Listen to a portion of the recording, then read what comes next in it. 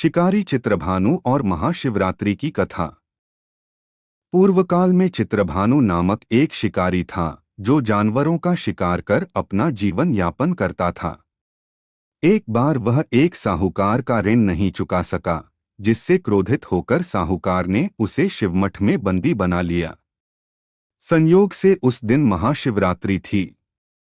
शिकारी ने दिन भर शिव महिमा की कथाएं सुनी और शाम को साहूकार से एक दिन की मोहलत लेकर जंगल में शिकार के लिए चला गया। वह भूख प्यास से व्याकुल था और अंधेरा हो जाने के कारण एक बेल के पेड़ पर रात बिताने बैठ गया, पर उसे यह नहीं पता था कि पेड़ के नीचे शिवलिंग था। जब उसने पेड़ की टहनियां तोड़ी तो बेलपत्र शिवलिंग पर गिरने लगे। इस तरह अनजाने में उसका शिवरात्रि व्रत और पूजन हो गया। रात्रि के प्रथम प्रहर में एक गर्भवती हिरणी पानी पीने आई। शिकारी ने तीर चलाना चाहा, पर हिरणी ने विनती की कि वह प्रसव के बाद लौटकर आएगी।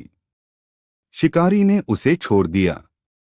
उसके धनुष से फिर कुछ बेलपत्र गिरकर शिवलिंग पर चढ़ गए।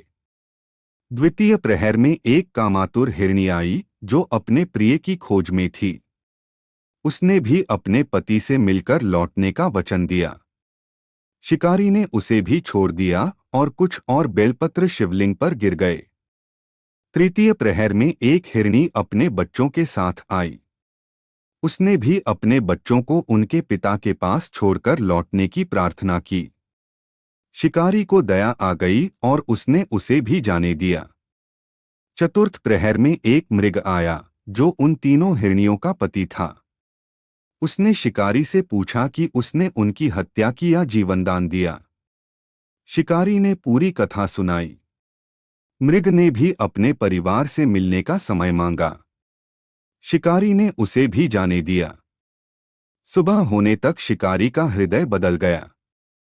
उसने हिंसा का मार्ग त्याग दिया और करुणा से भर गया। इसी बीच मृग अपने पूरे परिवार के साथ लौट आया, पर शिकारी अब उन्हें मारने का साहस नहीं कर सका। अनजाने में किए गए उपवास, जागरण और शिवलिंग पर बेलपत्र चढ़ाने से शिवजी प्रसन्न हुए और शिकारी को मोक्ष प्रदान किया। मृत्यु के समय शिवगण स्वयं आए और उसे शिवलोक ले गए। अगले जन्म में राजा चित्रभानु के रूप में उसने इस घटना को स्मरण रखा और महाशिवरात्रि व्रत का पालन किया।